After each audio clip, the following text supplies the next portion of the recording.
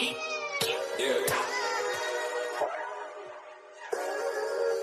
We really boxing. Who wanted the baddest? Let's see. Oh, we boxing? Yeah, we boxing. I need that belt like it ain't no other option. So we punching and weaving and blocking. Defeat ain't an option. Let them know. Shoot a video, put it on BVO. Let them know. Every time I punch, it's a heavy blow. BVO, bound to hit like bricks cause it was set in stone. Let them know. I ain't getting body, but I'ma hit this flow. Yeah, way more than a show. This is BVO. This how it's finna go. I'ma throw some jabs. Make them think my punch is weaker than I hook his ass. This the ring, not the kitchen, but I'ma cook his ass. Me and him, that's a pro versus the rookie class. All my life I had to fight, but I still love it. Me and BVO got moves that you can't steal from us. And these haters be throwing shots, but I don't feel nothing. I ain't gonna lie, shit, they alright, but we a little rougher. Step up for the title and face your rival, this ain't no little tussle. Bet I be no bird, being chicken to get your feathers ruffled. Footwork, I'm dancing around my opponent like the Cupid shuffle. Good work, bodies hit the flow, they can't move a muscle. The upside is we ain't in the streets, shooting and shooting up. Catch me in the ring, sticking, moving and suited up. I know everybody can eat, but I ain't full enough. Oh, you said it's smoking some beef, I guess I'm pulling up. Oh, we boxing? Yeah, we boxing. I need that belt like it ain't no other option. So we punching and weaving and blocking. Defeat ain't an option. Let them know. Shoot a video, put it on BVO. Let them know. Every time I punch, it's a heavy blow. BVO, bound to hit like bricks cause it was set in stone. Let them know. I ain't getting body, but I'ma hit this flow. Yeah, way more than a show. This is BVO.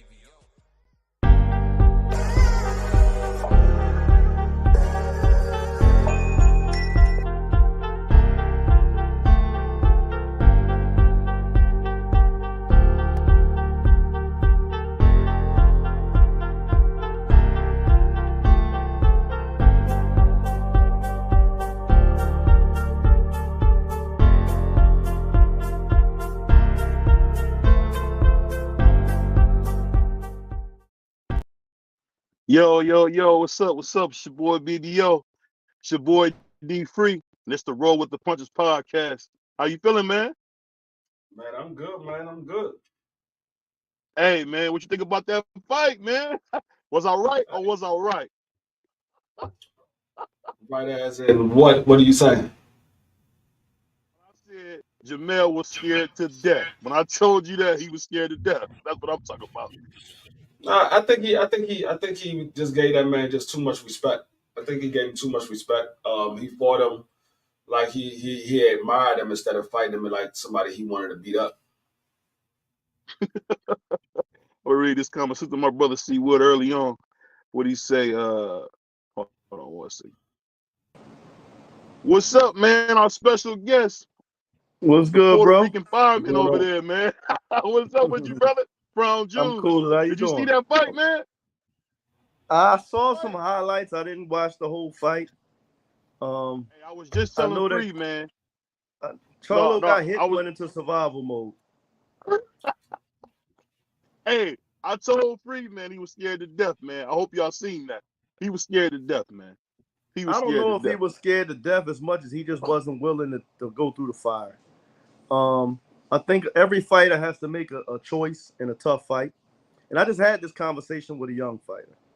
And excuse my expression, but there's something in boxing. A time comes in boxing where you just have to say F it.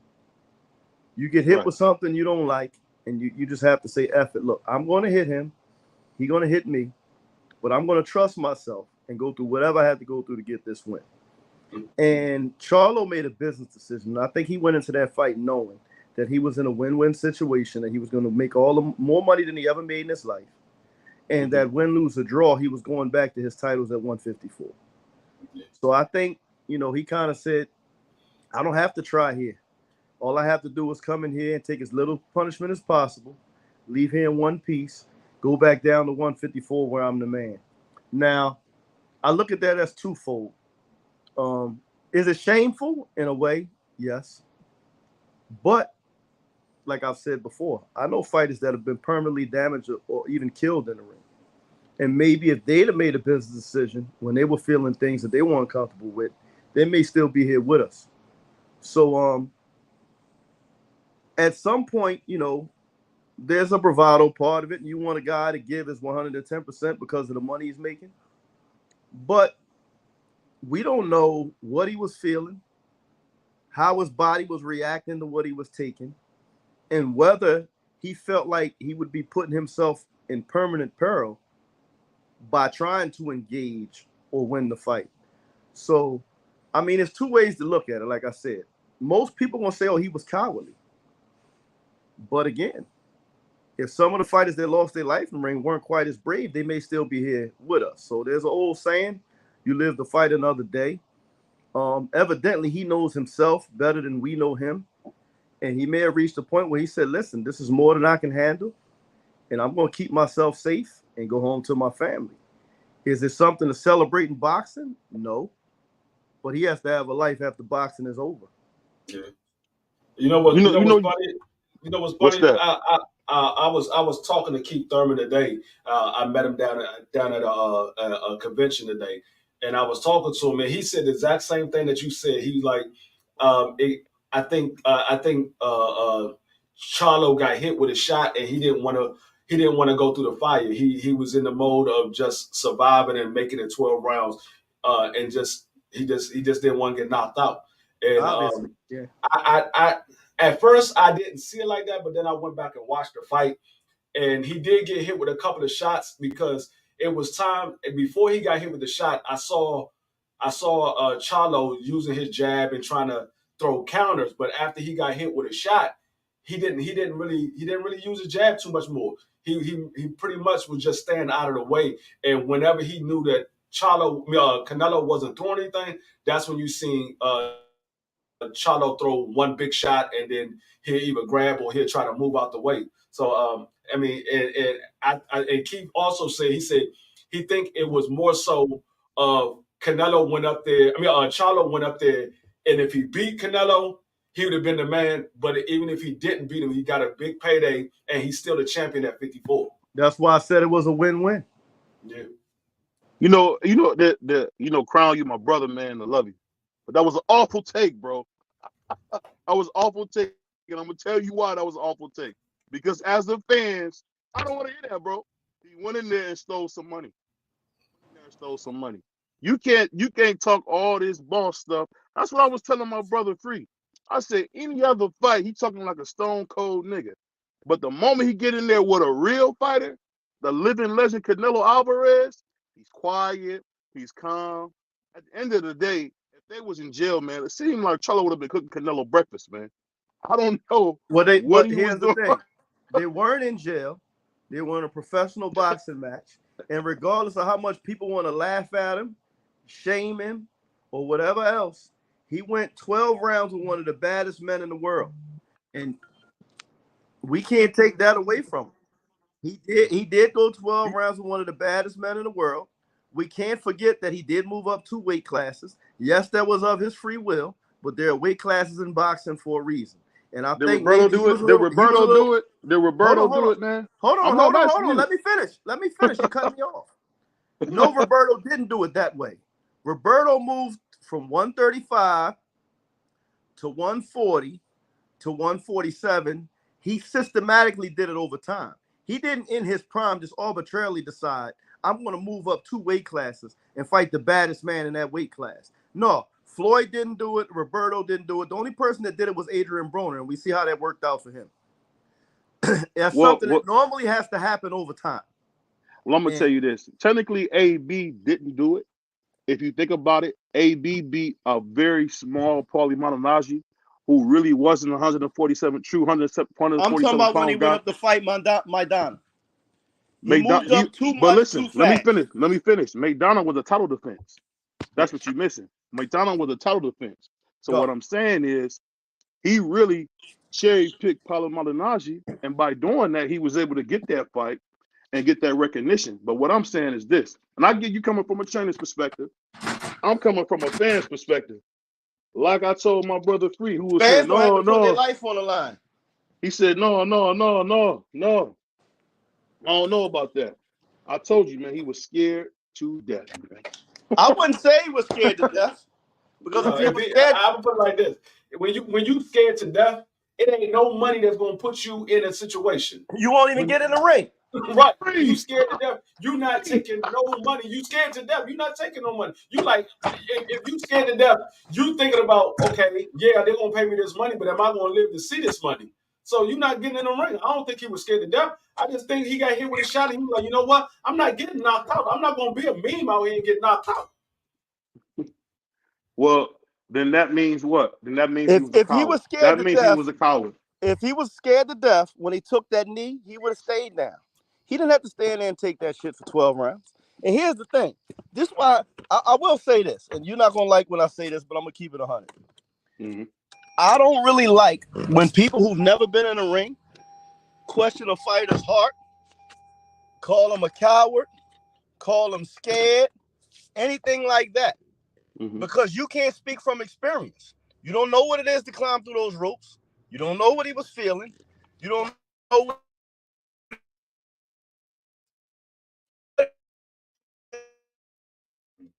Breaking up. He breaking up.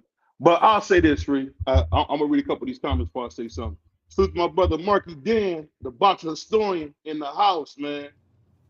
I got you. My man C. Wood said, Major, my brother Juan, the Puerto Rican protector in the house. my bad. I went out.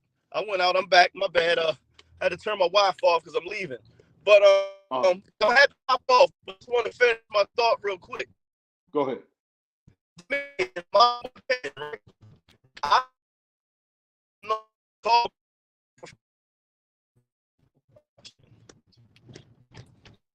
I couldn't hear nothing you said, bro. You cut all the way out, brother.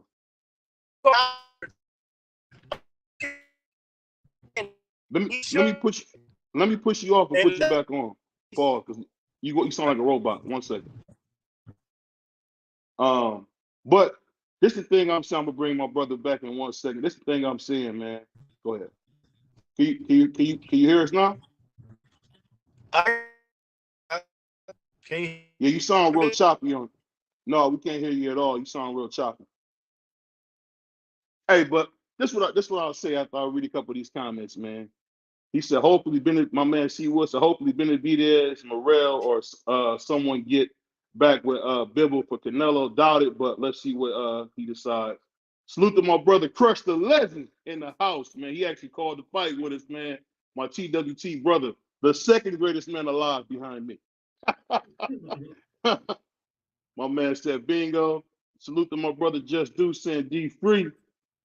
My man C. Wood. Salute to Quee. Also, he said Crown Shoe True. My man Juan, the Mexican protector in the house, he said, what's good? He said D Free, Crown, and the boxing politician BBO. Now I ain't no politician. I keep it real. That's your boy. That's your boy Free over there. That's the politician, man. But let me say this though, man, before we read some more of these comments. I think what we seen the other night, Saturday, was a travesty because you know what? That's the problem with the society as a whole. It's always want to make an excuse why we not getting the best product. And Free, you know, like I know, man, Muhammad Ali was prepared to die in that ring. That's why they paid that money. You're not paid that money to think. If you want to think, man, get a job at the office, man. At the end of the day, we want to see gladiators and warriors, man. So how disappointed were you in that fight, Free? I wasn't disappointed. I just said it wasn't the best Charlo that we seen, but I wasn't disappointed in the fight because I mean the man did what you always claimed Canelo did and went up there to be great. And he fell short. I mean the man, like I said, the man just wanted to survive after he felt the power. He didn't believe that Canelo power was what it was. And me personally, I still don't think Canelo power is all of that because even after that fight, I'm sitting there looking at Charlo and he didn't look battered up or bruised or anything. He just got beat. He didn't put out a performance to win a fight. He went out there just to survive for 12 rounds. And I mean, on one hand, I understand, but on the other hand, I mean, sometimes you gotta go out there and leave it all on the line. And like my man Just Do said earlier, sometimes you get praise for getting knocked out. If you put out a best performance and you happen to get stopped, sometimes you get praise for that. It looks better when you fight back than to not fight at all, because Yeah. you get criticized for not fighting. But I mean, yeah, people won't say, "Oh, he went out there, he got knocked out," but the man fought him. I mean, how many other people that was at 54 jumping up 2 weight class to fight Canelo right now? It ain't many. They might say they want to fight Canelo, but shit, we might see the same thing when they get in the ring. They might get in there and, you know what, then start running. Oh no, I'm not fighting this dude. This dude big as a motherfucker. I'm not fighting him. So I don't know. I'll say this, man. I agree with you, man. He lived I wasn't disappointed. I was definitely hurt though to see that he didn't have any heart. The fact that he went in there, man, and like you said, the moment he first sought the power, it just kind of got me, because you know what's funny? One thing I will say, you said this best. Canelo ain't got the power he used to have, because Canelo was hitting him flush, and you know he wasn't going nowhere. I'll say Right. this. The fact is, it's the same things we've been talking about with Jermell Charlo. The man is not working on his game. Didn't Tony Harrison say all you was doing was headhunting? All you was doing was headhunting. At Yeah, the end of the that's what day, I was. That part right there, I was disappointed. Being though he's a Derrick James fighter, I would have thought that he would have went to Canelo body a lot more. He didn't. I think he might have only went to Canelo body maybe like 7 or 8 times. and you know I'm Canelo, like, and no, this is you got to. No, I'm gonna say you got a guy that got a lot of power and got a lot of steam that's coming at you. The way to slow him down is to go to the body. The body takes all that away. It takes the power away. It takes the speed away. It takes the steam away. So you want to go to a man's body to slow all that down. So I was that part I was disappointed, because I would have thought that that Charlo would have went to Canelo body a lot more often. But see, it's the same thing. This is what Tony Harrison said. Tony Harrison said, all you do is headhunt. All you do is headhunt. You don't know how to box. All you do is headhunt. Yeah, And but I mean, for Tony Harrison, you supposed to head hunt. He ain't got no chin. but listen, what I'm saying is, in that fact, it makes sense.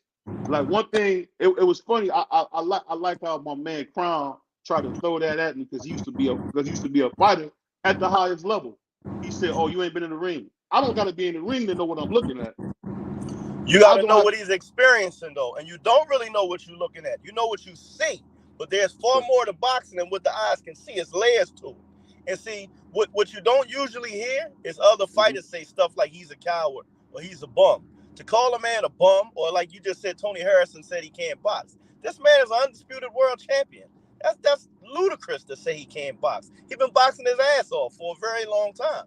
The thing is, he ran into something that was a little too much for him. And the reality is this: no other professional sport goes through this.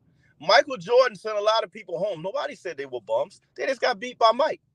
You know what I mean? There's a football team. There's 14 football teams that lose every Sunday. Nobody Let me said they bums. Let me ask you this They before you just got finish. beat. Let me ask you this before you finish. So you just get into my next point. So this fight absolves Canelo from that Floyd loss. So no longer can we talk about. No, so how does that make sense? Listen, no, it does listen, not. listen. No, it does not. Like I've been telling you, beat Floyd. You You can't erase a loss by fighting somebody else. You didn't beat that man that beat you. Free. Let me finish. I was telling you, if he went in there and beat a guy like Jermell Charlo, who is I my don't care favorite what fighter. you were telling me. You wasn't making no sense. I don't care what you told me. You wasn't making no sense. So if I beat your ass and then you come and you fight Crown and you beat his ass, that erased the ass woman that you got from me? No. What it proves was that Canelo wasn't as seasoned as he is now. No, so it because does not. he wasn't as seasoned as he is now, so that that doesn't prove says, damn thing. Hold on. Let me ain't no Floyd. Let me finish. And I want y'all guys to know before I say anything else, both these guys are Puerto Rican and they want to jump on me, the black man. So I want y'all to hear that first. But listen, this absolves that loss, because he went in there with an undisputed champion and dominated him. No, it does not. He dominated a guy that was 2 weight classes smaller than him. He was supposed to do it. It was a lose-lose fight for Canelo. And it was a win-win for Charlo. Because everybody that knows what they're looking at is going to say, okay, you were supposed to beat the junior middleweight. You're a super middleweight. He's 2 weight classes smaller, 14 pounds smaller. You were supposed to. And if I and seen. Charlo in taking the fight knew if I win, I'm a hero. If I lose, it doesn't damage me at all because nobody expected me to win. And that's those fights happen sometimes. Like when Marlon Starling went up and fought Michael Nunn for the middleweight title from welterweight. He went up 2 weight classes. Everybody was like, damn, even though he lost, he went the distance and gave Michael Nunn a good fight. He still got credit. Or what it takes me back to is when Hector Camacho moved up and fought Felix Trinidad. And the commentator asked him in a post-fight press conference why he held so much. He said, listen, I'll punch you in your face and you'll know why I was holding. He said, listen, he was too strong for me. It was either run or hold. And my legs were gone, so I couldn't run. At the end of the day, you got to survive. Nobody's going in there to get brutalized or to leave everything they have in the ring unless they're a fool. Once he realized he couldn't win, the next thing he had to do was keep himself safe. And he Muhammad did it. Muhammad did it. But let me say this. There's only one Muhammad Hold on. Ali. Let me finish. Let me respond to that because it's a trash point. Muhammad Ali never fought nobody 2 weight classes bigger than him because there's no such thing. He was a heavyweight. You can't compare a heavyweight to a junior middleweight fighting a super middleweight.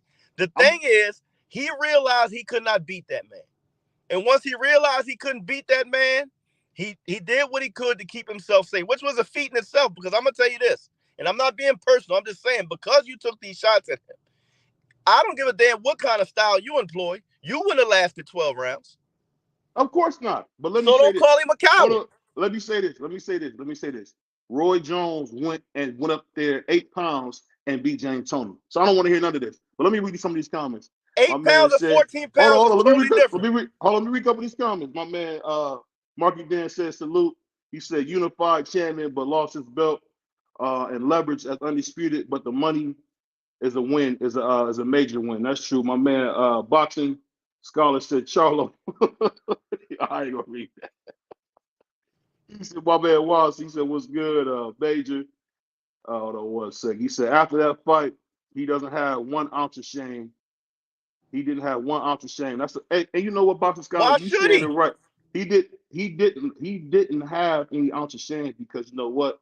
At the end of the day, the greatness of Muhammad Ali, Oscar De La Hoya, Floyd Joy Mayweather Jr. It's not. You can't say that after Oscar laid down against Bernard. Don't even give me that. Oscar laid on the ground against Bernard and refused to get up. Don't give me that.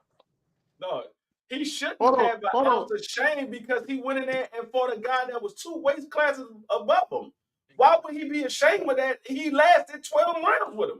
Why would he be ashamed of that? Let me read these There's comments. No shame in losing to the better man. Period. There's no shame in that. Let me read these comments real quick before y'all brothers jump on me. And I'll just say this before I read these comments. Roy Jones went up 8 pounds and beat James Toney. So he needed to move up at that point. He never went back down to middleweight because he couldn't make middleweight no more. He said, I was happy he made it 12 rounds. My man Josh said, free in BBO.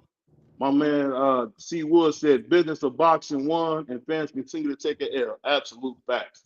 Everybody saying facts to that. This is what I want to say real quick, right?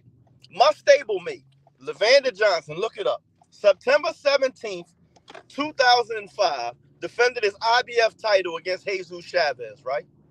Right. He was stopped in the 11th round.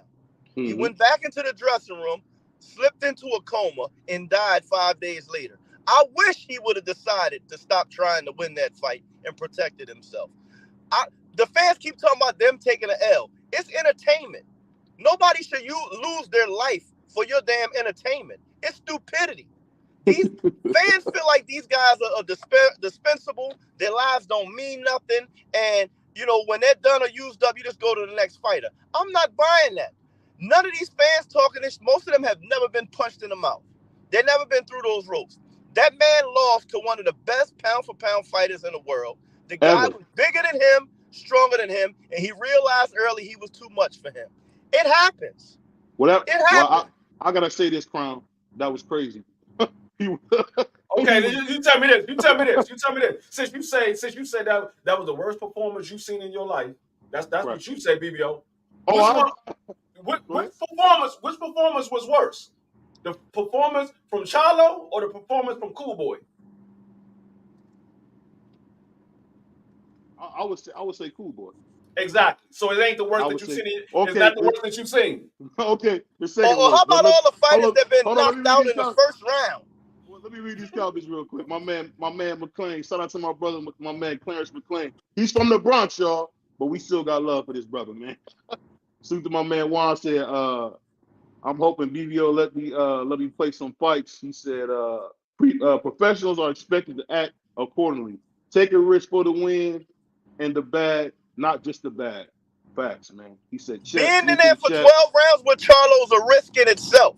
And like I said, whoever's making them comments, I guarantee you couldn't have boxed and avoided those shots for 12 rounds. That was very professional. It took a professional to last those 12 rounds. And salute to my brother Just Do, sending some love. My man Dr. Mark in the house. What's up with you, brother? He said, salute to the guys D Free, BBO Bundini, and my brothers, man, Elevate Fam and God's beautiful goodness. Of always solid. My brother right there. He said Jamel had no chance, his punches had no power. Hold on one second, I got lost. He couldn't hurt him.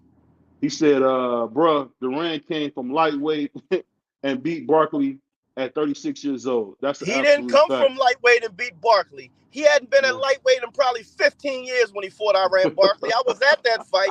I trained with Iran Barkley before that fight. Y'all just say anything. Durant hadn't been a lightweight for 15 years when he fought Iran Barkley. He had already fought Marvin Hagler, Ray Leonard, Tommy Hearns. He hadn't been lightweight not on how long. So y'all just stop with your bullshit takes. Durant did not come from lightweight. He went from lightweight to welterweight to junior middleweight, and he probably had 12 fights at middleweight before he fought Iran Barkley. Y'all full of crap. And and I'm gonna tell you say, why do I have my brother Crown Jewel on the Road with the Punches podcast, man, with my brother Be Free? Because the man, he don't look like it, but he knows his boxing, man. He makes some terrible takes, but this brother Crown Jewel knows his boxing. I mean, his takes are garbage.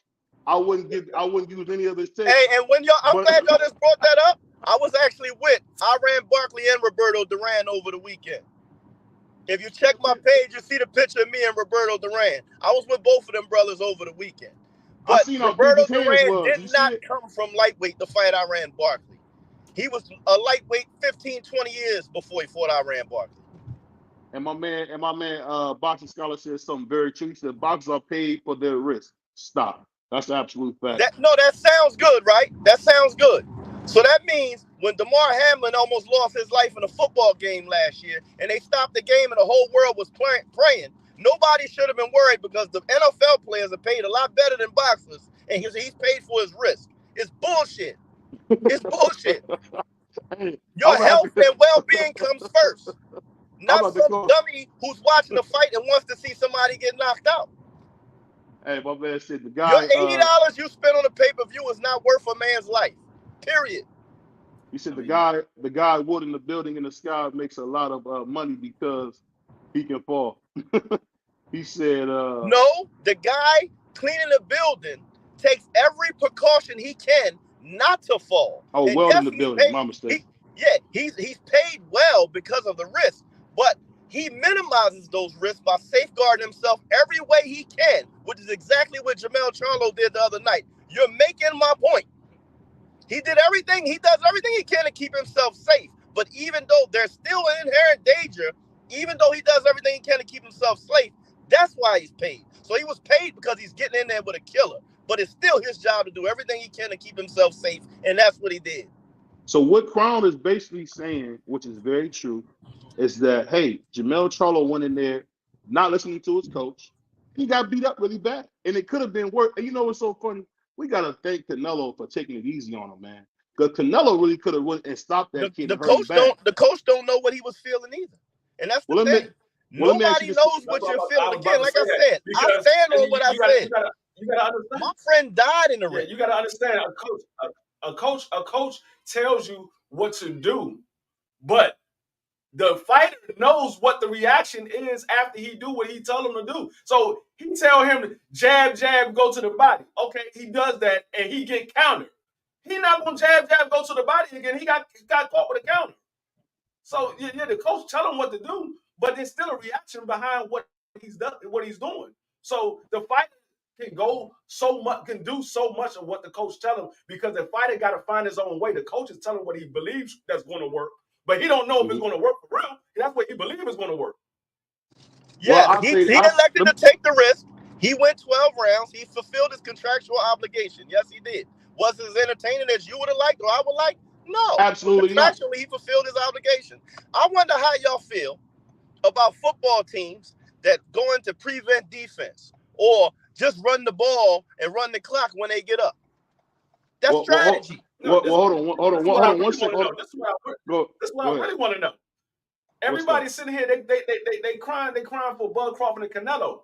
Bud Crawford and Canelo. We just saw Canelo fight somebody 2 weight class below. Now you want Bud Crawford to go up 3 weight class. And if Bud Crawford go in there and do the same thing that Jamel did or get knocked out, what's your excuse gonna be then? You gonna say, what happens if Bud Crawford was a coward?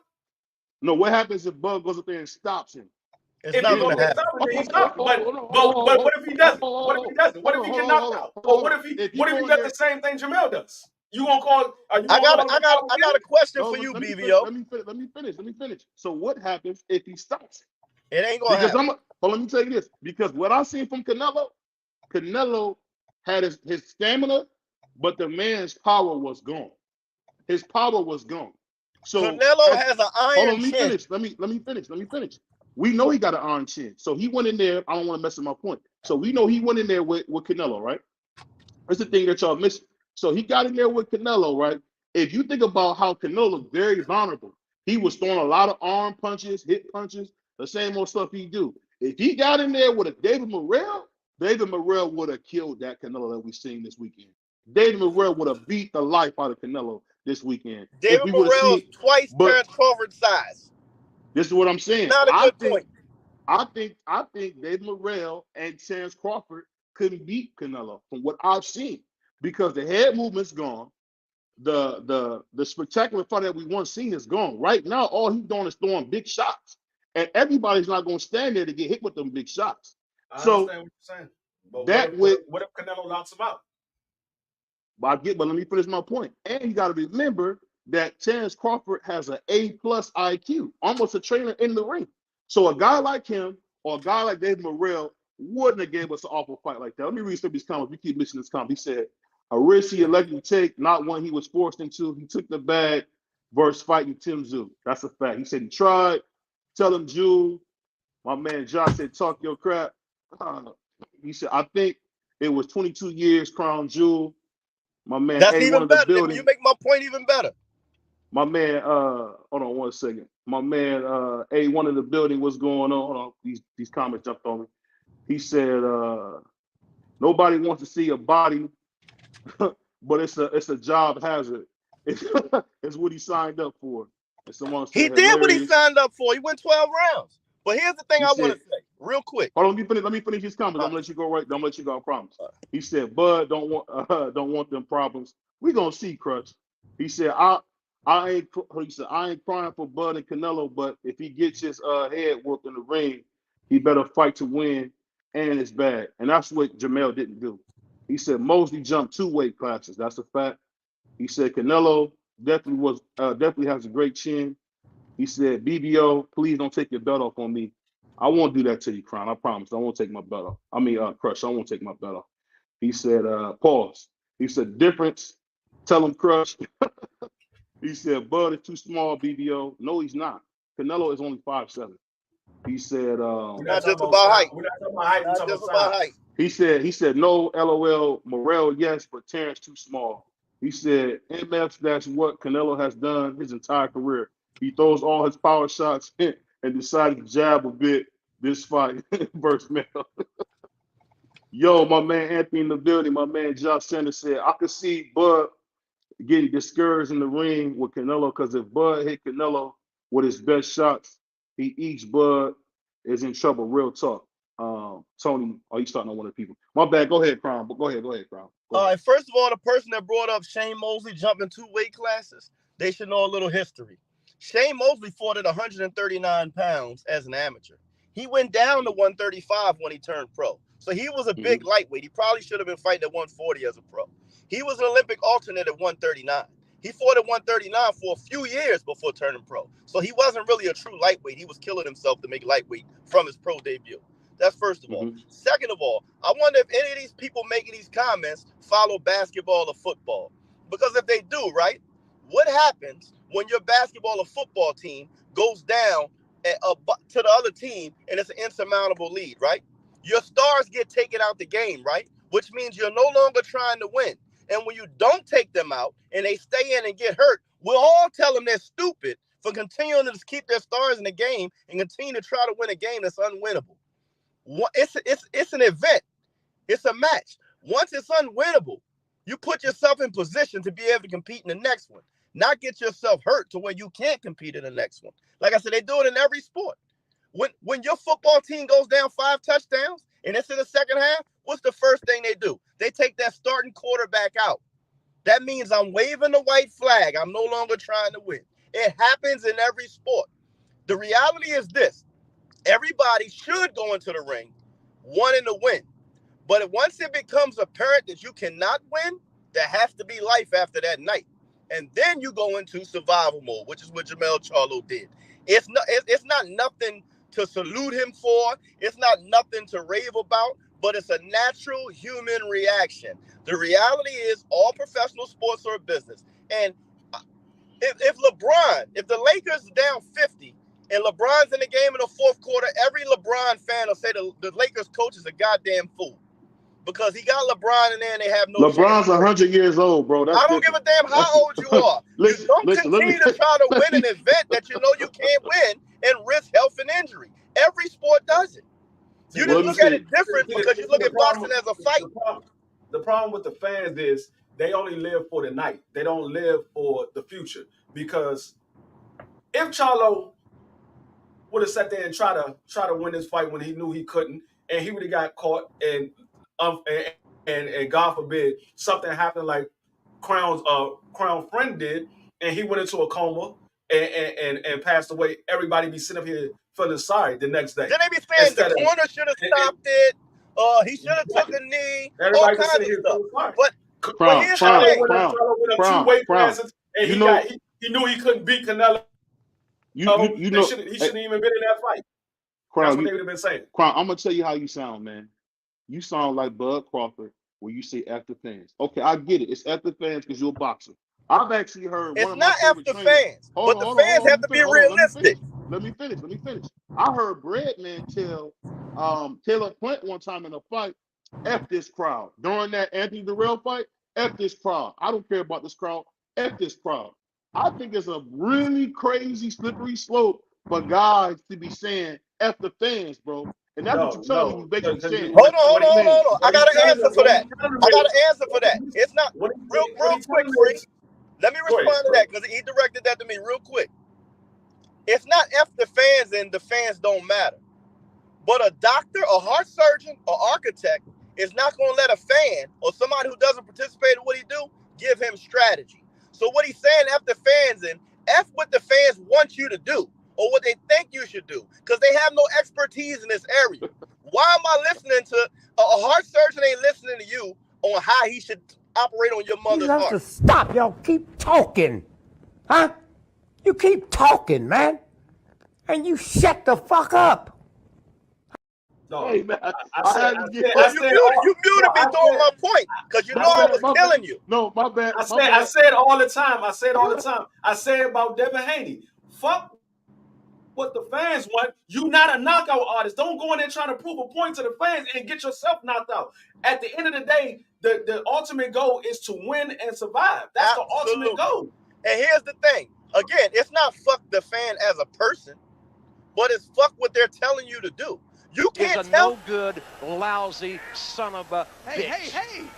That's exactly what he is. Is a no. If you go mute me when I'm talking, my bad. I do that to everybody, man. My bad. Go ahead. I'm having some fun with you, man. You know it's me, baby. Yeah, it's not personal though. Yeah. It's not. You're not saying fuck the fans as a person. Fuck their hard-earned money they spent. But again, a lay person can't tell a surgeon how to operate, can't tell an architect how to build a building, and can't tell a boxer how to box. You have no clue what you're talking about. All you are is a fan. A fan needs to stay in a fan's place. You cheer for one fighter or the other. You accept the win or defeat, and you move on with your life. But at the end of the day, you have no You can't have it expertise. both ways, Crown. You can't have No, it no, both no. ways. You can't have You it can't both have it ways. both ways. Because again, you're not going to go to a doctor and say, listen, you gave my mom a double bypass when it should have been a triple. He's going to look at you and say, you don't have a clue what the hell you're talking about. I'm paid to be a surgeon. You're paid to bring your patient to me so that I can operate on them. Fighters are paid to fight. You pay to watch the fight. You're an expert at looking at the fight and saying, hey, that was good. That wasn't good.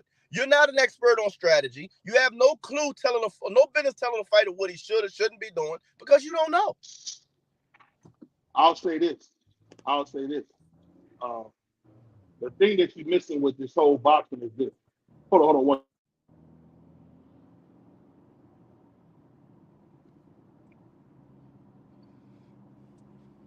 But what I was saying was simple as this. When you talk about what we just said, that's the problem with boxing.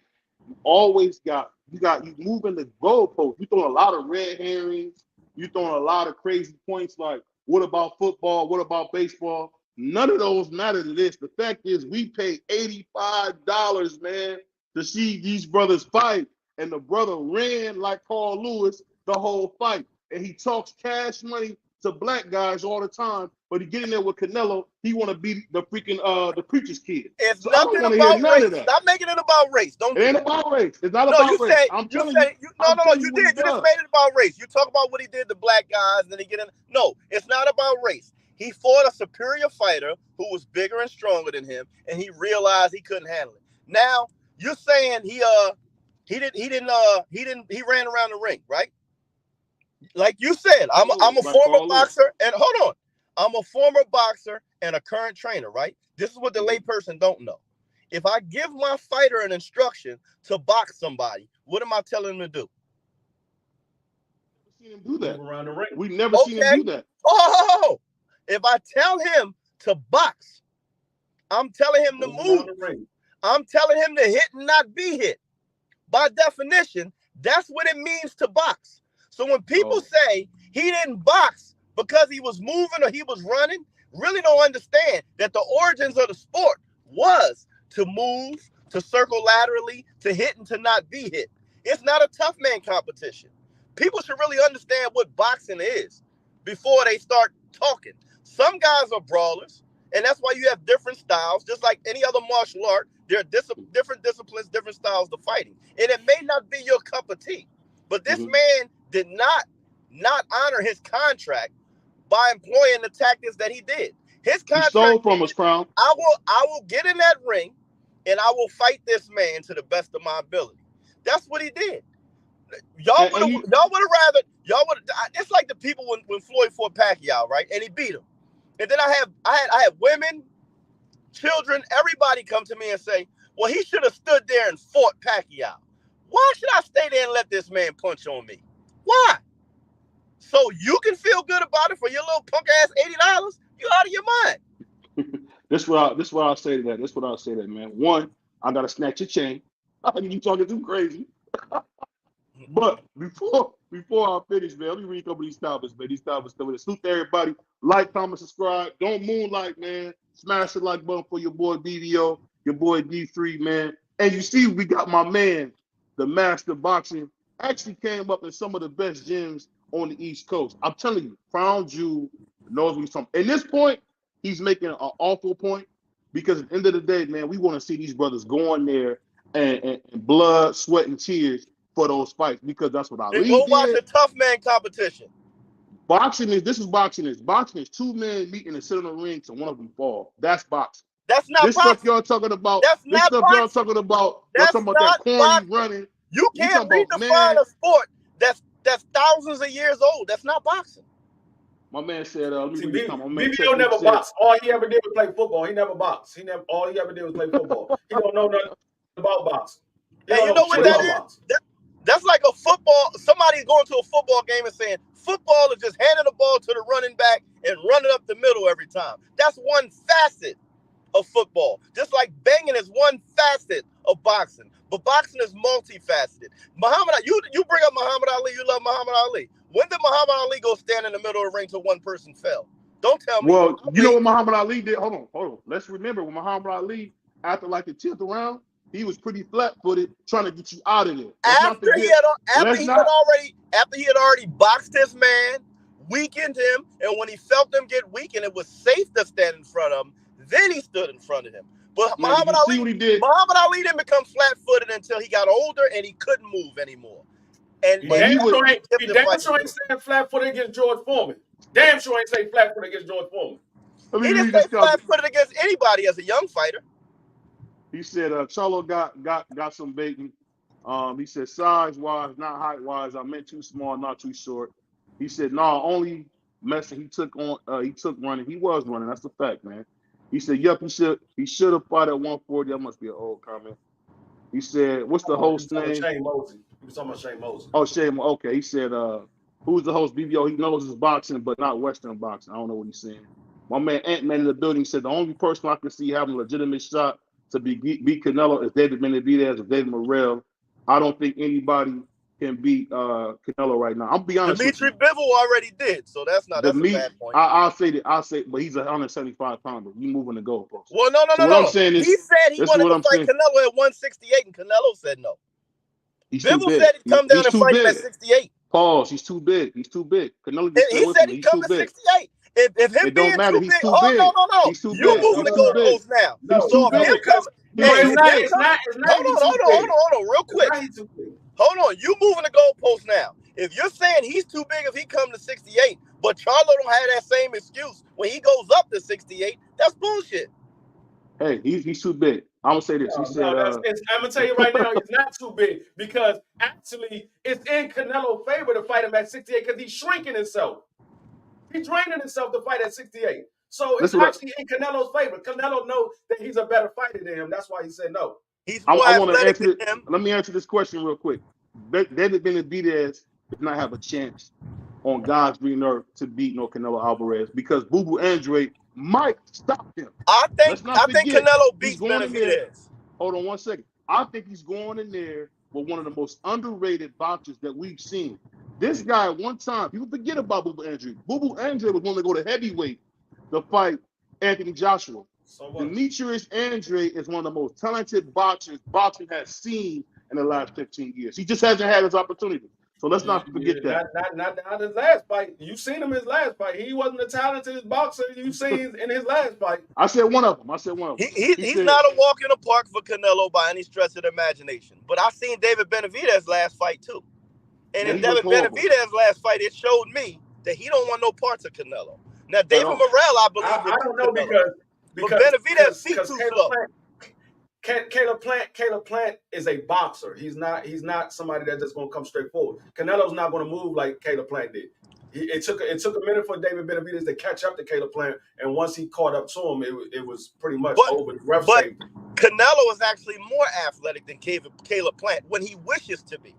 And when I seen that Caleb Plant fight, and he was having problems with Caleb Plant being too slick for him, Canelo could be slippery and be standing right in front of you. I don't know if David Benavidez can beat Canelo or not. Only Canelo knows that because Canelo's the only one who's been avoiding this man for a while. I said that. No, he's not. I don't know why he's avoiding him. No, he's not. Yes, he has been avoiding him. Yes, he has. Come on, man. That's bullcrap. Canelo is the king, man. Fight, I don't know why Canelo's ducking this man because I think he beats him easy. But David Morrell's the real deal. I think he gives Canelo fits. I already said it. I told everybody. I don't got nobody at 168 beating David Morrell. Nobody. I'll say this because I got to be unbiased. You brothers are biased. I got to be unbiased in this. And usually BBO can be biased sometimes. Most biased. Hold on. BBO can be biased sometimes. But you know what? I'm gonna put my unbiased hat on and say this. At the end of the day, what we've seen with David Benavidez is a very limited fighter who gets hit entirely too much, who really has no chance against a guy with real power. Because those shots that I've seen Caleb Plant giving, if Canelo got that, if Morrell got that, he would be asleep. And I think this is the thing that you're missing. Everybody's tough till they run into the baddest man in the world. And now we got to say this, man. No longer can we bring up that Floyd Mayweather loss because guess what? Canelo went and beat Austin Trout when they asked him to. When Floyd said, you got to beat Austin Trout, lost to Austin Trout. Hold on, listen. Hold on. No, he did not. No, he did not. Now you're making up crap, man. No, not Trout. Not Trout. He lost to Lara. No, see, there you go again, moving the goalposts. I'm talking about the great Austin Trout that he beat. So that being said, when has Austin Trout been great? He was a WBO champion, bro. What are you talking about? He was a WBO champion. Y'all thought these great legend. Y'all throw these words around a little too loosely. When was Austin Trout great? Hold on. Let me finish, man. Let me finish. Don't attack the black man. I know that's what y'all want to do. But let's say this. When it comes to boxing, it's the thing you got to remember. We want to see guys go in that ring and be willing to die. And that's how it's always been. No, it's not. And that's how it's supposed to be. Hold on. That's ridiculous. Hold on. Let me read a couple of these comments. My man said, technique, David Benavidez for sure, 100. He said, BBO, you know your boxing is not Western boxing, if you understand what I'm saying. Picasso, you got to stop drinking so late at night, man. I don't know what you're saying, bro. What he's saying is Western boxing is where it originated at in Europe with the Queensberry rules. And what he's saying is, I'm speaking of Western boxing, which is the original boxing, which is boxing, hit, not get hit, be slick. And what he's telling you is they've redefined boxing and it should be rock'em, sock'em, robot. And you can't take somebody's sport and say, that's all right, boxing. I'm redefining it. That's boxing. Get in the middle of the ring and see who's the man. Sloopy said, crush. That's a tough man competition. That's not boxing. That's fighting. That's not boxing. I want to say something real quick, too. You bring up Muhammad Ali all the time, right? When they asked Muhammad Ali about the Ken Norton fight when his jaw was broke, right? He lost all three, yes. No. But do you know what he said when they asked him about his broken jaw? Yeah. He said, had I known my jaw was broken, I would have stopped. I wouldn't have continued the fight. And they said, why? He said, are you crazy? I'm not fighting with a broken jaw. So even Muhammad Ali did not want to lose his life in the ring. He said, had he known his jaw was broke, he would have quit. That's what he said. That's what Ali said. So he had a tremendous heart. But really, nobody should lose their life for a sport. And anybody that says that is ridiculous. You're talking stupidity. No one should lose their life for your entertainment. It shouldn't happen. We don't have that, which is why we don't have gladiator sports where guys go into a coliseum with swords and fight to the death. We don't live like that anymore. It's stupidity. There's no amount of money to do that. I'll say this. Now, you're my brother, man, and I know you know what you're saying. But that's just a crazy point. I'm gonna read this book. He said we all knew that this was going to happen. Canelo did what he needed to do. Crawford is a great fighter, but you're risking your health to jump up there. Yes, you are. He said it's already happening. I've been passing through YouTube. They've not given credit to Canelo for beating Charlo, which is a travesty. This is a race that Floyd Mayweather lost, in my opinion. He said they're saying he shouldn't have beat Charlo's. He beat Charlie Pigs. He's smaller fighter. He said, hold on one second. Hold on. He said if I was a boxer or a doctor, I don't want help. I don't want outside help. I might not see what they see. And that's the fact. That's true.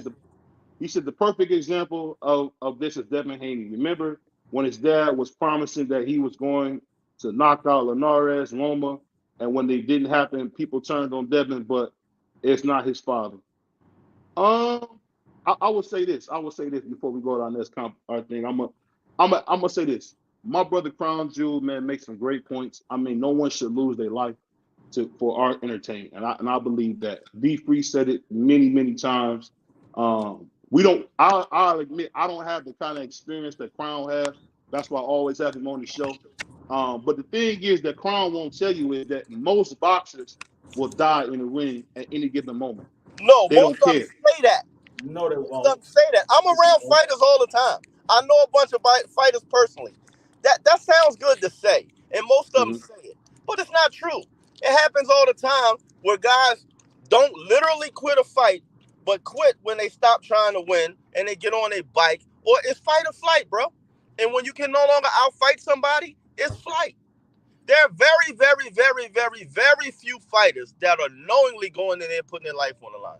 Most of them are training their ass off and using every technique they can to keep themselves safe. That's just the reality. No, I'm gonna tell you like this. Going in there saying I'm willing to die. I know a lot of boxers that tell me all the time they do not want to end up talking like daggone Tommy the Hitman Hearns. Tommy the Hitman Hearns took too many shots to the head. That man, he's a five-time division. No, I don't give a fuck about that. He took too right many now. shots He can't have a You conversation. barely can understand what that man's saying. He's a five-time division champion. What are you What? talking about? So what? What's his lifestyle like now? What's his lifestyle like now? Of the 5-time champion, regardless of that man barely can speak English. You can't hardly hear nothing he's saying. That man is mumbling. You don't understand hardly anything. And he lives like a king, and he drives a Rolls No. Royce. Hold on. And he drives a Rolls Royce. You're not. Hold on. You're not living that, and you're not up and close and personal with someone that's living that. Saturday night, Doug DeWitt, who fought Tommy Hearns, was inducted into the Langston Box Hall of Fame, right? He got up to give his speech, could barely get through it, rambling on a night that he's being honored. They had to have the band start playing to make him get off stage, right? And my gym mom, who's a record-breaking boxing judge, Gene Williams, turns to me while he's giving his speech and says, they call me Jules. She said, Jules. I said, yes. She said, aren't you glad you didn't stay too long? When I heard him talking. People say it's like honor in destroying yourself for someone else's entertainment. You're not living with that man. I saw this man with his wife and children and him trying to get his wife to talk to people, and she's annoyed because she don't really understand what's going on and he can't really function, and his kids are standing there watching that. I don't give a damn how many world titles you win. I don't care how many millions of dollars you get. There's nothing worth your quality of life being shit for the rest of your life. So people let me say this. Let me say this before you finish. Now I got to bring my box historian in because you're playing unfair. I had to bring my box historian up because we going gloves off. D3, I see D3 side with my man Crown on this. But Marky Dan, you go back to the doggone beginning of boxing. Isn't the name of the game, man, to do whatever you can to win these fights? It doesn't matter if you live or die, because no matter what, people are gonna take care of you. They're talking about Tommy Hearns, who's been driving Rolls Royces since the 80s. What people take care of him? He can get a bag anywhere he goes. He can go anywhere he want to get a bag. Anywhere he wants to get a bag. He can go any store he wants to get a bag. Let me tell you something. 99.9% of fighters. Let me finish. The first 5 division champion can go anywhere in America and get a bag because of what he did in the ring. It's not true. Muhammad Ali went broke 3 times. How many former world champions do you know personally? Because I know a lot of them. And 99.9% of them are dead broke and living poverty-stricken. And yes, they can go get a couple dollars here, a couple dollars there to sign autographs and make appearances. But it's not enough to sustain a living. See, it's easy to say that when you don't know these guys.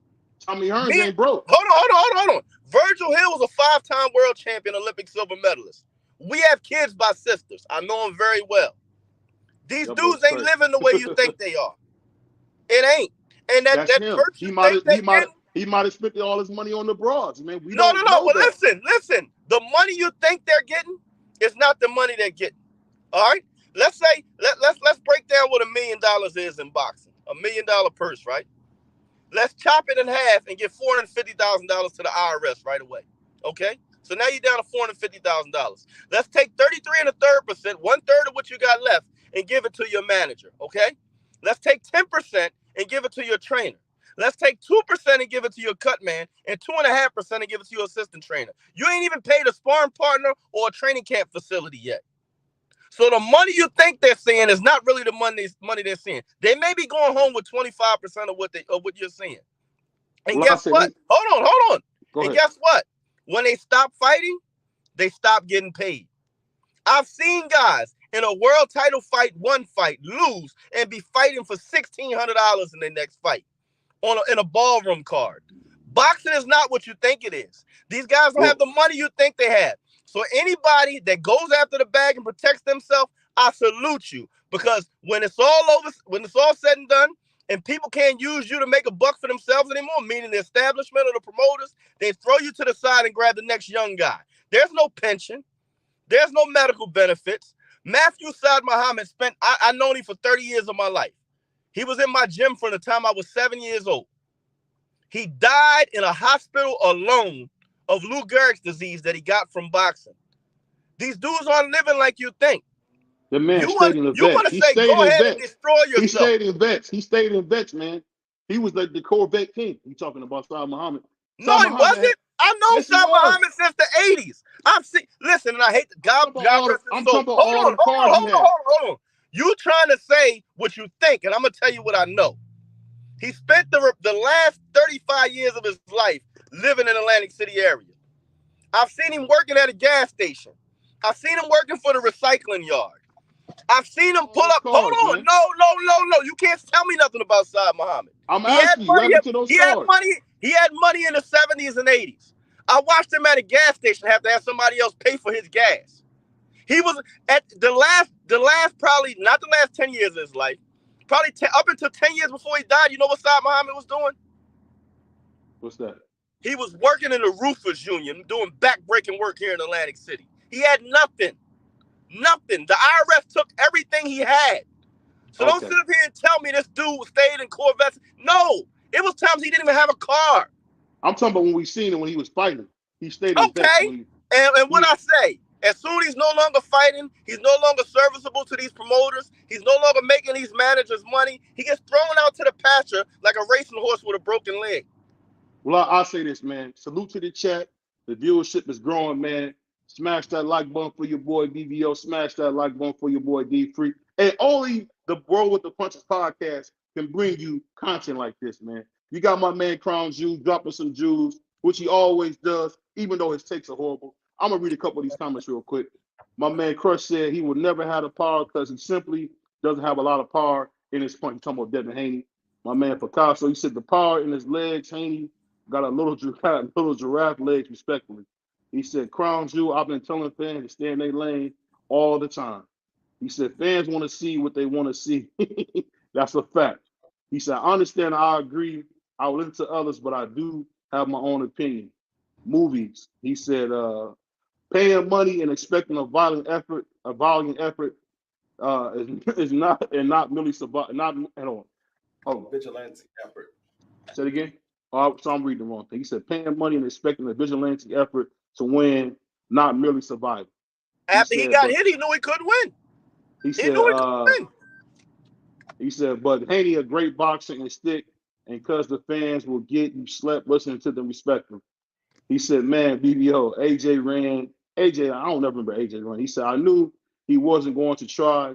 He made people believe he was going to win to sell a pay-per-view. That's a fact. He lied to the fans.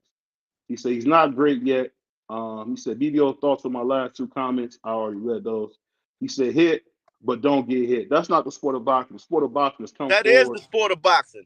No, the sport of boxing is come forward. Who's the man? Who can drop who?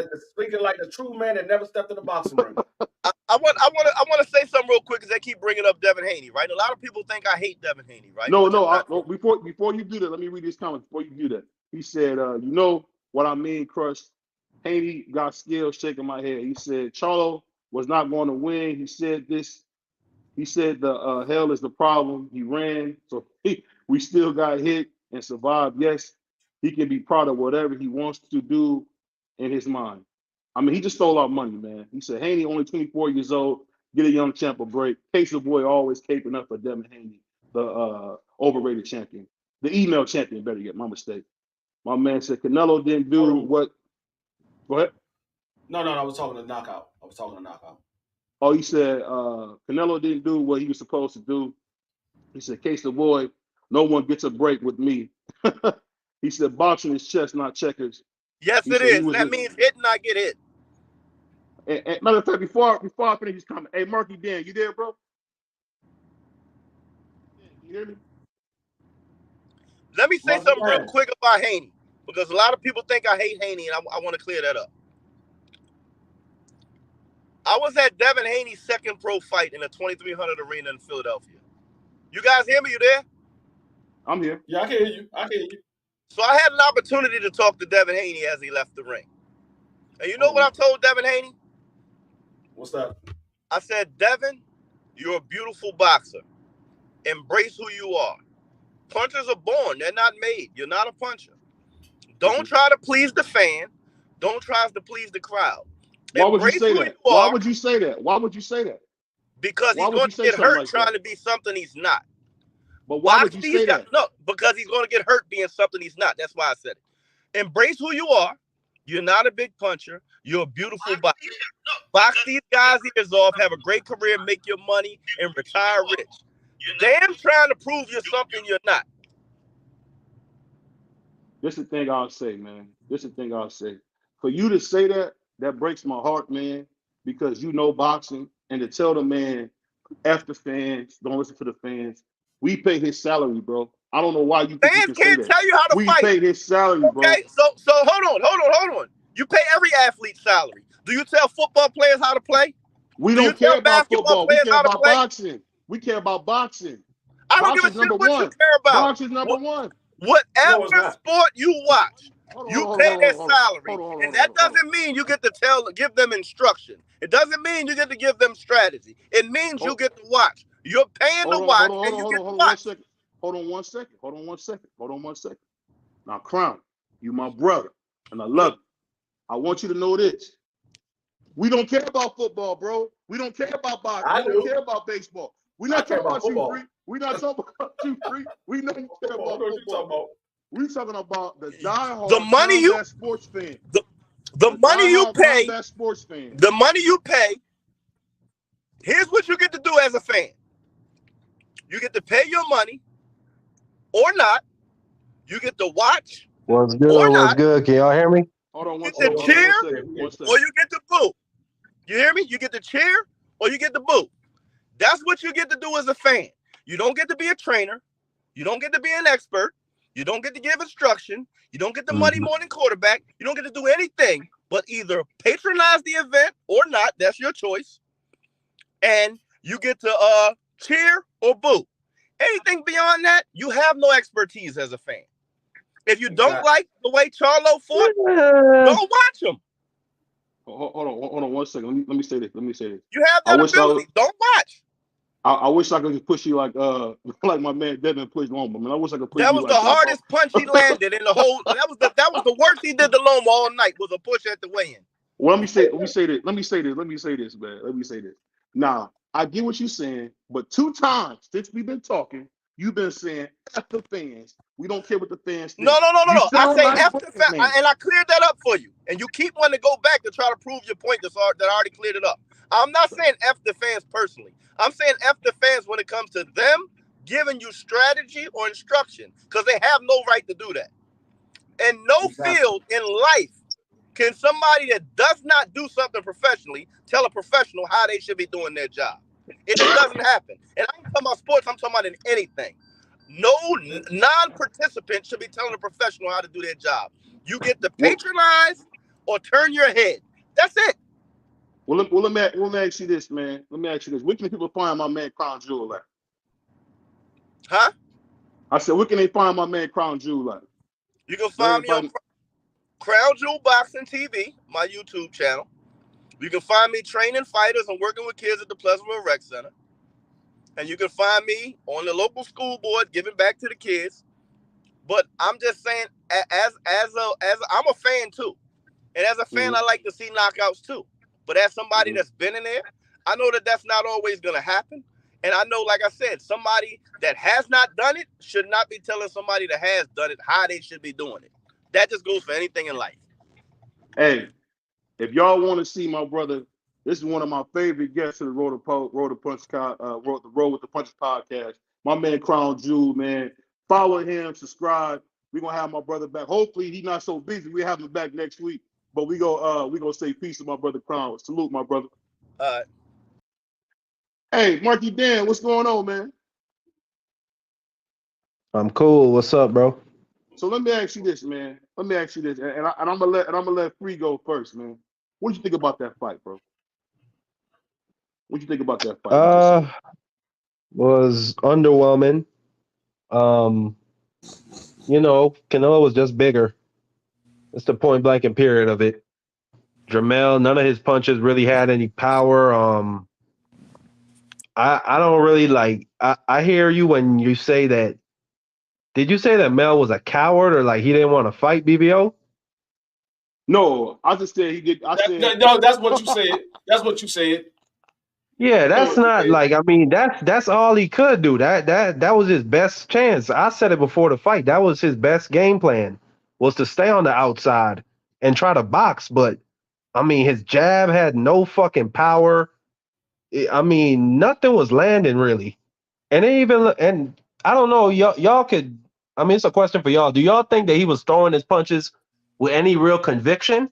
No, Because no. it looked like he was just trying to punch and then move immediately. Yeah, It didn't look he like wasn't nothing throwing. He or wasn't throwing tie with up no. immediately. He wasn't throwing with no convictions. He was pretty much just trying to give Canelo something to look at, and so he can Trying to get out the survive. way. Yeah, he was just throwing something so he can get out the Yeah, way. He pretty wasn't much. throwing with no conviction. hey, listen, this is what I gotta say, man. Salute to my brother Knockout coming on. What you think about the performance, man, from your Texas boy?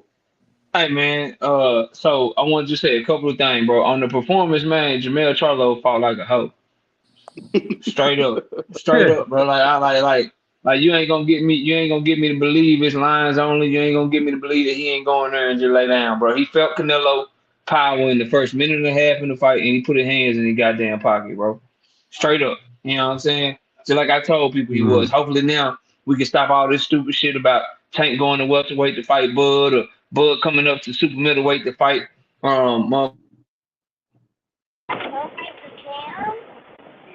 Yeah, I've been said that Bud versus Canelo shit like that man, that fight is So dead. Like I don't want to hear that shit no more. BBO think They need to just Bud get it knock Canelo cracking out. between Charlo and Bud Crawford. That's the BBO fight think that's Bud been knock that Canelo. we've been talking BBO about think for real. but I BBO think Bud knock Canelo out. I That's what think he think.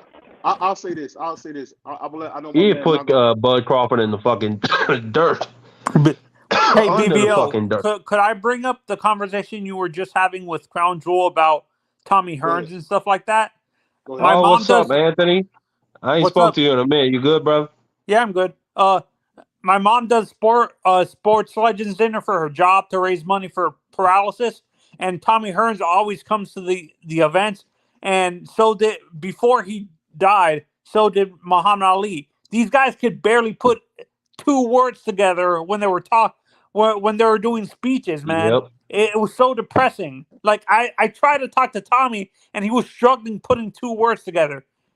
Like You let's trying be to kill honest, those BBO. guys, they should have. Okay. I understand what you're saying, but let's be honest, those guys should have quit. Like they should have retired sooner than they did, like to protect their health in the long run, because I think Muhammad Ali's Alzheimer's was the cause of his Mic his check, mic check. Can y'all hear me? Yeah, yeah. you good. Yeah, Oh, my and bad. Muhammad Ali's Alzheimer's, they did research on his brain after he passed away. They said his Alzheimer's was caused with constant punishment to his brain from I getting thought he hit. had Parkinson's disease. No, He from did. Parkinson's. From Oh, Parkinson's, okay. my mistake. His Okay. Parkinson's Yes. disease was a result of constant getting hit in the head and stuff like that. Well, Yeah. Michael J. Fox never got hit in the head, and he Can I had fin- Parkinson's. BVO and D Free? Can I finish up real quick? Cause I Go got ahead. to go. I wanted to say something real quick, bro. So that's on the Charlo and Canelo fight. I thought he went out like a whole sucker, bro. I heard what BVO was saying, and I agree with it 100%, bro. You can't go in there and fight like that.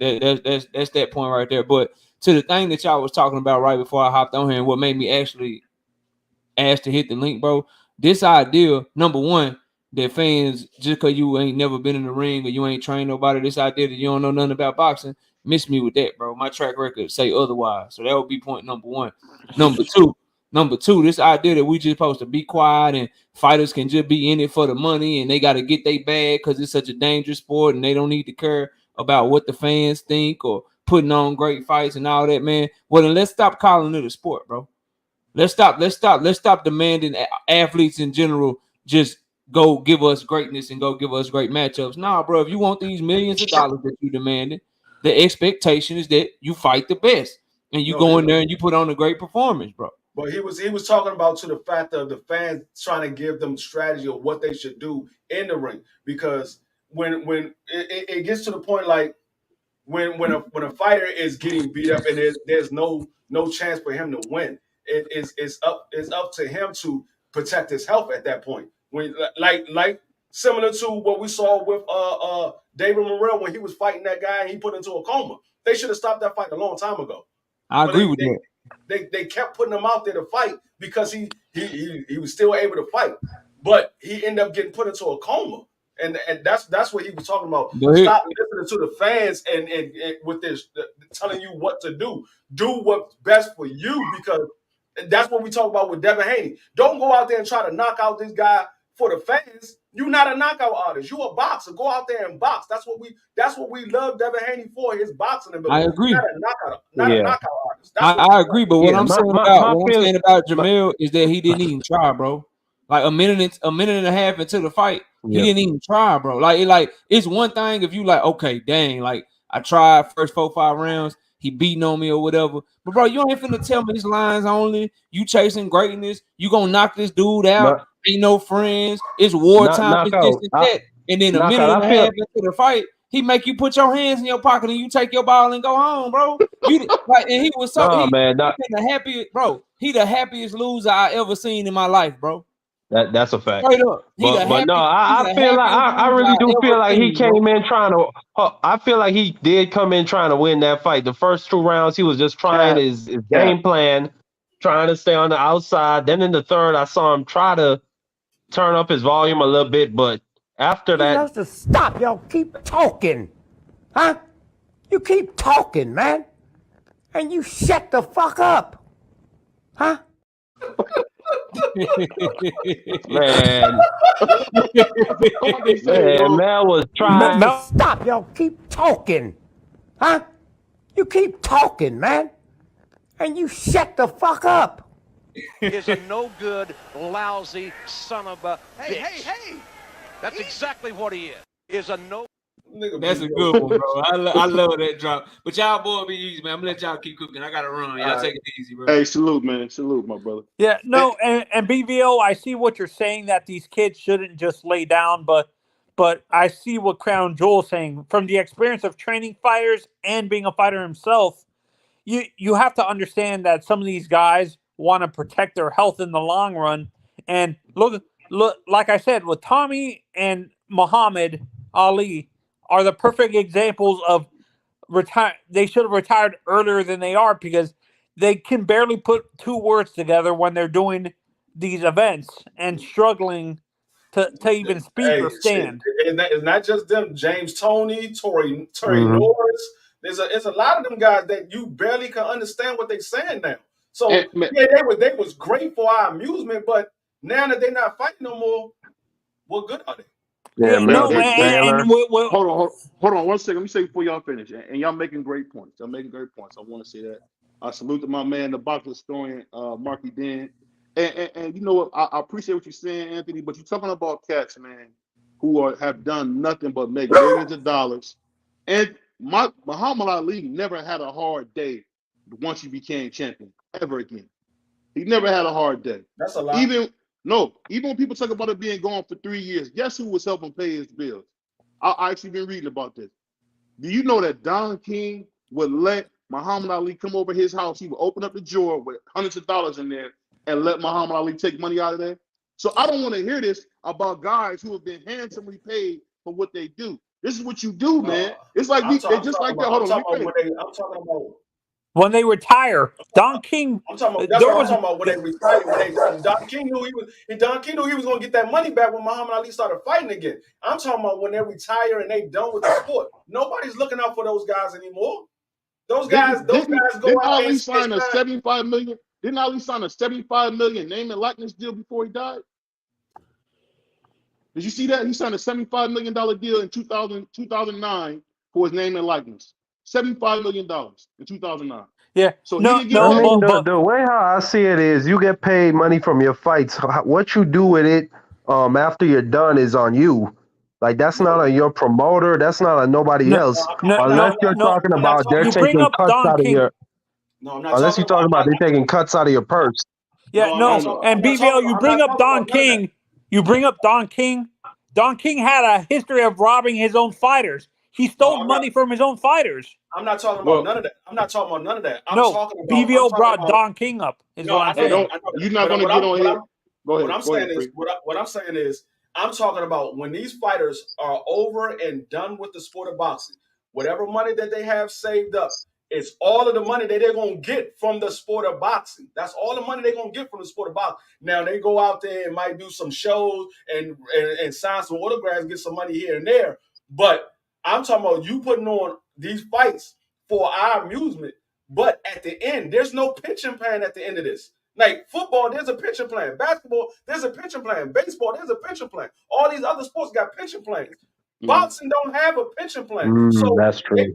they putting on all this, they taking on all this beating and beating up their body like that. But at the end of the day, it's nothing after that. That's why Floyd said, Yeah. I'm out here robbing y'all because Floyd know I'm not getting nothing from y'all, Bob, after the sport of boxing is over and done with. All the money I can get, I'm getting it right now.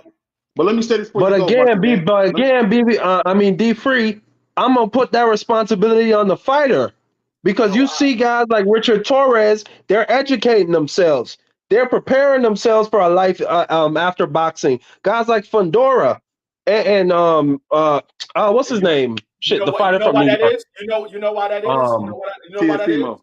You know why that is? Because they're smart and they have a good family. No, I'm gonna tell you why that is. Because they see Why is that? they see our legends sitting here living like bums after they took a beating. That's why they doing that now. They said, "Hold up, damn, Muhammad Ali, one of the greatest of all time. This man barely could talk. Fleming Hurst, one of the greatest of all time, barely could talk. Torrey Norris, one of the greatest, barely could talk. James Tony. Again, so you're making my point for me. The responsibility is on the fighter. Well, let me say, you gotta educate yourself if you want to do better for yourself, bro. Let me say this before y'all go. Let me say this before you go. Ant-Man, you my guy, but we never ever gonna have any Don King slander on this platform. Don King has always been a great man, a great promoter. Don King was a terrible human being. Hold on.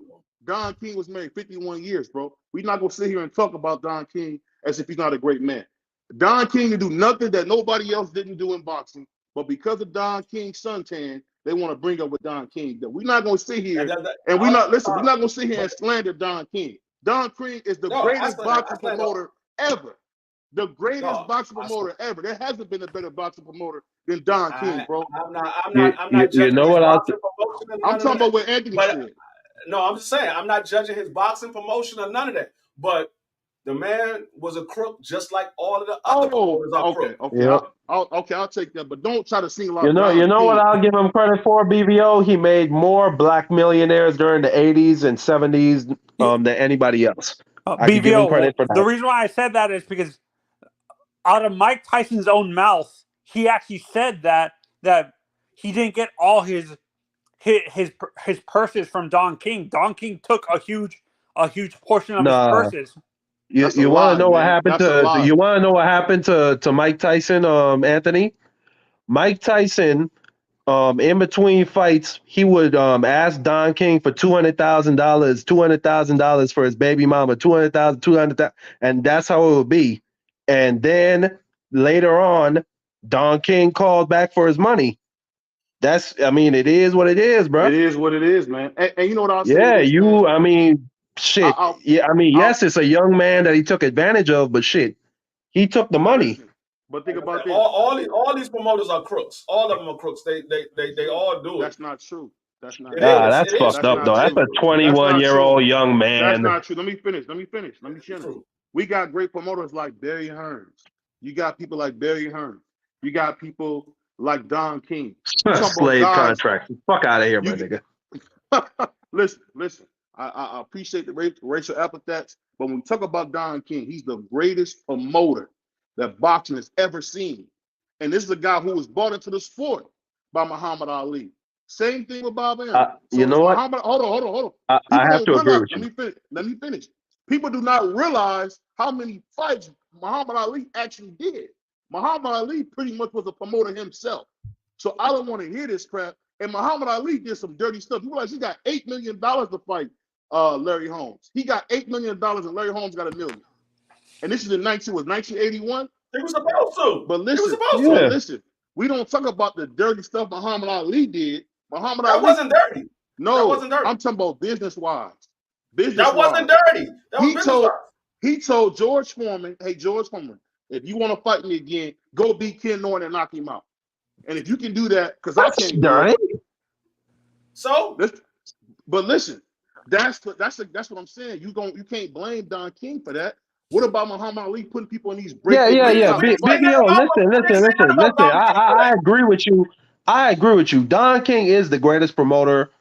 Well, no, I got to give it to Bob Arum. He's been doing it for like 70 years now. So no. Hold on, my nigga. Bob Arum has been doing it longer. Don King is. Hold on, man. You can't say that, bro. Only reason I said you can't say that. Oh, my bad, brother. My bad. I didn't know that. No, this is what I'm saying. Don King is the greatest promoter that we ever seen. But finish what you got to say, bro. But Don King is the greatest promoter that we've seen, bro. These three will attest to that. And Anthony, if you think about it, you'll attest to that. And I'm too young to see Don King. I'm in my 30s, so Can I finish what I was saying, my nigga? Go finish. My bad. Go finish. Yeah, okay. I'm saying Bob Arum has lasted longer. He is the lone man on the hill. Don King is dead and gone. But listen, no, he's not I will dead, give bro. him one. Okay, BBO. Okay, can I speak? You're a dictator. Ahead, you fucking editing my speech. Go ahead, yeah. man. Go ahead. Okay. Man. Yeah. What the fuck was I saying? Damn, BBO. Don King. Yeah. Yeah, Don King. He's the greatest promoter of all time too. I could give him that. I could give him that distinction as well. He put together some of the just craziest fights. Leonard versus Duran, motherfucking Ali versus Frazier, all three super fights. Just some crazy shit. That dude was. You guys talk about Marky Dan. You guys George Foreman and let me read these comments before. Let me read these comments after Marky Dan get down to read these comments. Go ahead. No, I was just gonna say he brought George Foreman and Muhammad Ali to the Rumble in the jungle. Got a dictator to pay for the fights purses. You gotta put him up there with them guys for sure. You guys forget one guy. He is the guy. He is Hold on 1 second. Guy. Let me read these comments real quick. My man Clarence, that's a TWC family right there. My man said facts. Josh said facts. He said Bentley, my brother back in the chat said BBO. He said truck driver beats up your body. Some companies have pensions, not at all. You got to create your own pension plan, and that's a fact. And that's coming from Picasso. My man, the Boston College said facts. He said he gave us the best fights ever. He said Bentley said Bob Arum. No, Bob Arum is not half promoted that Don King was. He said Mike Tyson also was robbed by Bill Caton, and Shelly Finkel. Yeah, Shelly Finkel did a lot of robbing, but they don't bring up him. He said, shaking my head. He said, son, it's under Bob. How's that dirty? Well, it's dirty because Muhammad Ali was a promoter, but nobody talks about the dirty stuff he did, where he made sure he got bigger cuts. And Marky Dan can attest to this. Am I lying when I tell you? He's supposed to get the bigger cut. Every fight. He's the draw. What are you talking about? Every fight. He's the draw. He's the draw. You think 2 billion people are watching? What do you think 2 billion people will show up for? What are you talking about, BBO? It would be Muhammad, not Larry Holmes. Nobody is an A-side to Muhammad Ali. He is him. What the fuck are you talking about, BBO? He picked the gloves. So that's why he got the bigger cut. That's why he got the bigger cut. He got to pick the. He's Muhammad Ali. That's why he's the A-side. He's the A-side. That's what they do when you're the A-side. The only guy that can maybe be the A-side to him was Joe Frazier. Maybe Joe would be the only guy that maybe. At that time when Joe was the champion, yes, and Muhammad was coming back, yeah. Joe had the leverage at that time. They had equal. Well, I don't know that he was necessarily. It was probably like 50-50. No, he got because Joe had the leverage as champion. Ali got 70-30. Ali got 70-30 for that fight. Ali got 70-30 for I'm that gonna have fight. to check on that, but Oh, And yeah, hey, people that's the don't. BBO, only I fight want where to I bring think. up the. First one or the You second said boo boo. Hold on one You second. Let said me read this. Hold on, let me read these comments before you go. He said, shaking my head. He said, son is under Bob. How's that dirty? He said, how many people give rematch? He said, BBO football player. Make it whatever. This is something crazy. He said, I was probably the biggest promoter, but not sure about the greatest part. He said, salute. He said, ain't no one to hear see Otis, Larry Holmes. He said, ain't no one here to see Otis. He said, no one's bigger than Ali. I get no one's bigger than Ali, but what I'm saying is this. And I'm gonna go to our next topic after this. People don't want to be honest. And Free, you'll be honest in this. Let's not act like that. Let's not act like when you're the A side, you make the rules. A lot of these fights, Ken Norton got killed. You do. He makes the rules, but this is what I'm saying. Ken Norton got robbed, dog, 2 times, and no one even talks about it because it was Muhammad Ali, bro. So what I'm saying is, you can't say that. You can't call Don King dirty when you see that the A side is always getting help from all angles. We No, seen Floyd. we're not talking about Don King for those fights. We're not talking about Don King for those fights. I said But Don hold King on, but was a crook.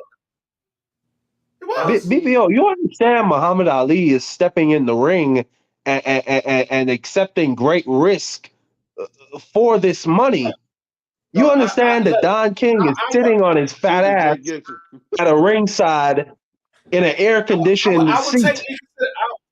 but BBO, Do you see the difference in I these would two take in dynamics? consideration what you're talking about with Don.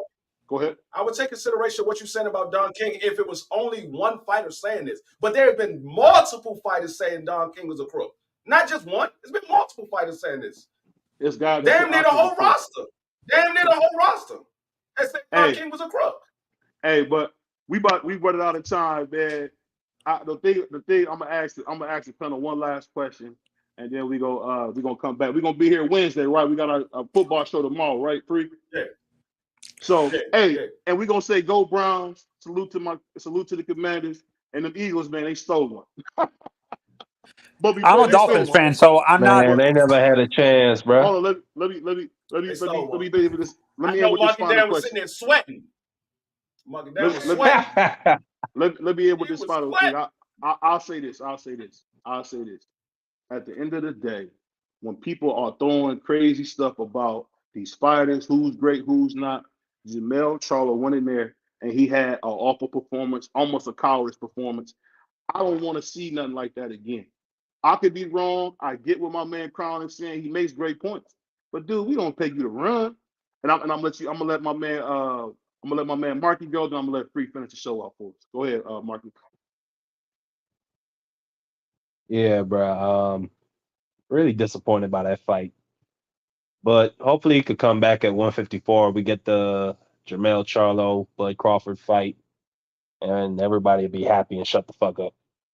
But listen, the kid I wanted to talk about quick was Carmel Moulton. Oh yeah, for sure. Woo! Man, he's special. Listen, I want to see him in, and I don't care what y'all say. I want to see him in maybe 3 or 4 years against Inui. If they could build that kid What up weight did he fight correctly, at? What weight did he fight at? he's What at weight did he he's at fight at? 126. Okay. Here, yeah, Yeah. man. Listen. This kid is special. I want to see that fight. Whether it's at 126, 130, it's got to happen before Nui retire. But that's all I got, bro. Salute to my man, the boxing historian, Marky Dan, man. Go ahead, D3. Yeah, yeah. The fight didn't play out the way a lot of people expected to, and it wasn't the performance that people wanted. I mean, it was still a fight that a lot of people was going to talk about for a while because people will still talk about this fight for a while. My main question is, what's next for Canelo? Is he going to fight David Benavidez, the winner of David Benavidez and Boo Boo, or is Bud Crawford going to jump up to 68 and fight? So that's next on the horizon. We're gonna see what happens. Hey, so I asked this man to come in. Give us your final thought on this conversation, Boxing Scott. I always like how you talk, man. You're a good brother. Go ahead, give us your final thoughts on that performance. Hey, first I gotta say that I'm gonna keep it short, man. I know you want to try and get out of here. I don't fuck with a lot of boxing channels, man. Y'all got some good ass chemistry over here. Y'all done made me face palm, cheer, agree, all that shit, man. But I just wanted to say, man, I agree 100% with you, bro. I felt like Mel knew he was gonna lose the fight, and he still signed the contract anyway. And he sold it to us because he had every intention on doing exactly. He said the silent part out loud after the fight. I ain't get knocked out like the rest of them. So that was your intention. You know, coach said the sweet science is hit and don't get hit, right? And that's true. Correct. But go in the fight and show me where he did the hitting part. He did all the missing part. He never, even when he consistently landed the left hook, but because he wouldn't commit and sit down on the left hook, he didn't make Canelo respect him. Canelo just walked him down all night. He just clinched. I felt like that was like, bro. They think it's blasphemous to say cowardice performance, bro. But man, we got to call it like we see it, man. Shit, coach earlier was like, these fighters at the end of the day, they don't make as much. But look, bro, I survived off $8.50 a fucking hour, and I was still buying boxing pay-per-views, and I ain't have no health insurance, bro. Wasn't nobody there to talk about me and cake for me and do all that other shit. It's a risk hazard. They compensated for their risk, man. That man made the most money of his entire career, bro, and he didn't even. It don't look. I didn't want to see Mel die, right? Nobody want to see a body in the ring, but what he could control is his effort. He didn't even try, and it was apparent from the opening bell. He didn't even throw one punch to open it the whole first round. Like, man, it was like it was kind of hard to watch. We all knew he would lose, but goddamn, we want to still see you try. Say what you want about Errol Spence. Errol Spence took his ass whooping like a man. And ain't nobody talking about. Look, Errol Spence trying to get a rematch. Nobody. Now you want to talk about bodies? Nobody want to see that shit. I definitely don't want to see that shit. But that now that's dangerous. Mel went in the fight and left the fight the same way, looking the exact same way. He didn't take a ton of punishment or anything, man. So word about Mel's health. What the fuck are we talking about, man? He had probably one war to date, and that was probably the Castano fight. And Castano's a smaller fighter than him, and he really didn't fuck Mel up like that. So why we worried about Mel health? We could be worried about Spence health. Mel, he okay. That motherfucker robbed the ATM today. Hey, you spoke number facts, man. It's your boy BBO. It's your boy D3. This the Roll with the Punches podcast, man. The best new podcast of 2023. Salute to my guy, the boxing scholar, coming through. Salute to my man Crown Jewel coming through. Salute to my man Knockout, our local historian, my man Marky Dan, of course, my man Ant-Man. And we gone. Peace.